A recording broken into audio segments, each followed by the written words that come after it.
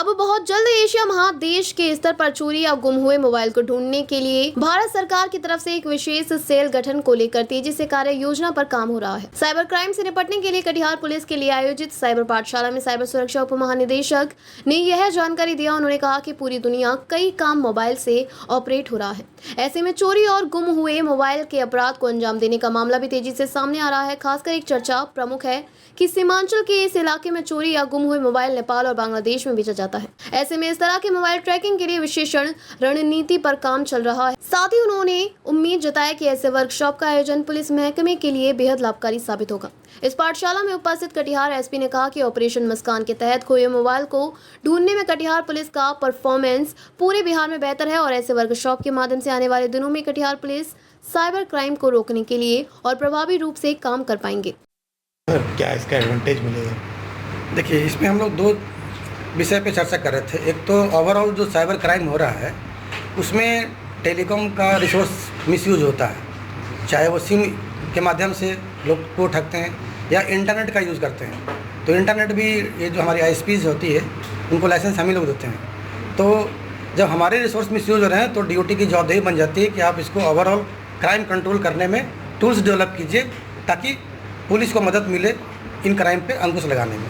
तो उसमें डीओटी ने क्या एआई के माध्यम से टूल डेवलप किए हैं उस पर हम लोगों ने आज चर्चा करी और साधुवाद है एसपी साहब का, इन्होंने समय दिया हमें कि आज इनके अधिकारियों के साथ हम इस पे अपने विचार रख सके। तो इसमें बेसिकली एक कंपोनेंट और था जो दूसरा मैं बता नहीं पाया, वो था कि अगर किसी का मोबाइल चोरी हो जाता है तो उसमें क्या करना है ताकि आपको मोबाइल वापस मिल सके। तो उसके लिए भी दूरसंचार विभाग ने पोर्टल डेवलप किया है और मोबाइल ऐप है जो आपके मोबाइल पे डाउनलोड किया जा सकता है।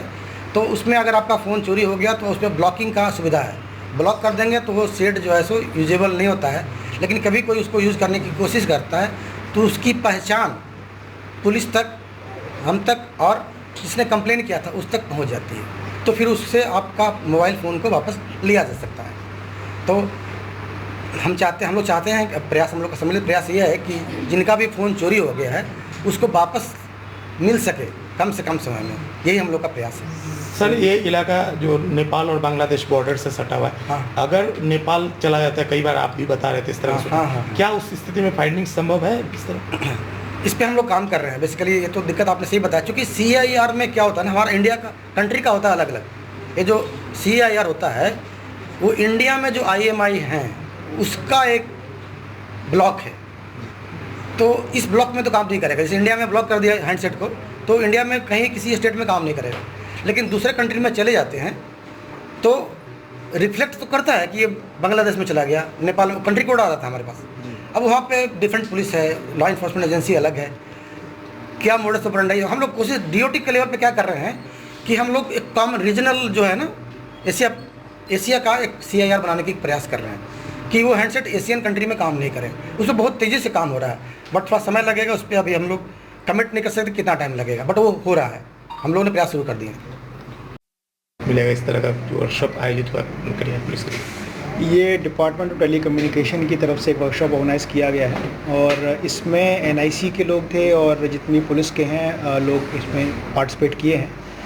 इसमें जो DOT का संचार सारथी पोर्टल है उसके बारे में जानकारी शेयर किया गया है और आगे भी DOT कुछ पोर्टल्स डेवलप कर रहा है जिससे कॉमन प्लेटफॉर्म पे अलग अलग एजेंसीज़ को डेटा शेयर किया जाएगा। तो उससे संबंधित भी जानकारी बताई गई है। मोबाइल की रिकवरी से संबंधित भी इंफॉर्मेशन शेयर किया गया है, जिसके लिए संचार सारथी पे CIR पोर्टल है। तो चूँकि अभी बिहार का उसमें रिकवरी रेट कम है तो उसको कैसे इम्प्रूव करना है, उस पर कैसे काम करना है, उसको लेके भी थोड़ा सा गाइड किया गया है। तो हम लोग का प्रयास रहेगा कटिहार का परफॉर्मेंस और बिहार का परफॉर्मेंस उस पर ओवरऑल इम्प्रूव हो और लोगों का उनका खोया हुआ वापस आ सके। Thank you.